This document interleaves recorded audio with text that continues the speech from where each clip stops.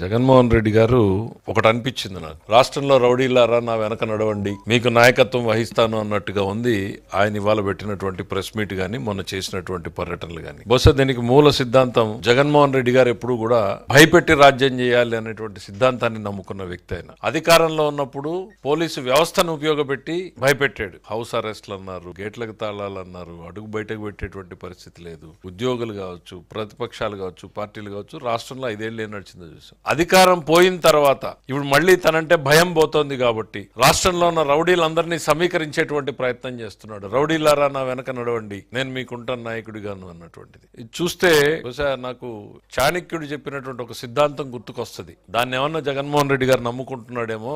చిన్న డిఫరెన్స్ అది. ఆయన రాచరిక వ్యవస్థలో ఉన్నప్పుడు చెప్పాడు. ఒక రాజుని రాజ్యం నుంచి ఆక్రమించి తరిమేసినప్పుడు ఏ అడవుల్లోనో తలదాచుకున్నటువంటి రాజుకి చాణక్యుడు సలహా ఇస్తాడు. అడవిలో ఉన్నటువంటి దారిదోపిడి దొంగలందరినీ సమీకరించు, అదను చూసి కోట మీద తిరుగుబాటు చెయ్యి అని. అట్లా రాష్ట్రంలో ఉన్నటువంటి రౌడీల్ని, బ్లేడ్ బ్యాచ్ల్ని, గంజాయి బ్యాచ్ల్ని, బెట్టింగ్ బ్యాచ్ల్ని, అన్ని బ్యాచ్ల్ని సమీకరించేటువంటి ప్రయత్నం చేస్తున్నాడు జగన్మోహన్ రెడ్డి గారి ఈ పర్యటనల ద్వారా. ప్రజల కోసమో, ప్రజల సంక్షేమం కోసమో, ప్రజల బాగోగుల కోసమో, ప్రభుత్వం మీద ఒత్తిడి తెచ్చే దానికోసమో కాదు. ఈ అరాచకాన్ని, అరాచక వాదుల్ని వెంట పెట్టుకుని మళ్లీ తనంటే ఒక భయాన్ని సృష్టించాలి అనేటువంటి ఆయన నమ్ముకున్న రాజ్యాంగమే అది. వాళ్ళ తాత రాజ్యాంగాన్ని నమ్ముకున్నాడు కాబట్టి నిన్న వాళ్ళు ఓపెన్ గా పెట్టుకున్నారు కదా, ఫ్లెక్సీల్లో పెట్టుకున్నారు కదా, మా రాజారెడ్డి రాజ్యాంగం అని. మీకు భారత్ ఇండియన్ డెమోక్రసీ మీద, భారత రాజ్యాంగం మీద నమ్మకం లేదు మీకు. మీరు రాజారెడ్డి రాజ్యాంగం అని డైరెక్ట్ గా ఫ్లెక్సీలు పెట్టుకుని తిరిగారు. వీఆర్ డిక్లేరింగ్ ది వార్ అన్నారు. ఏంటి రప్ప రప్ప నరుకుతామా?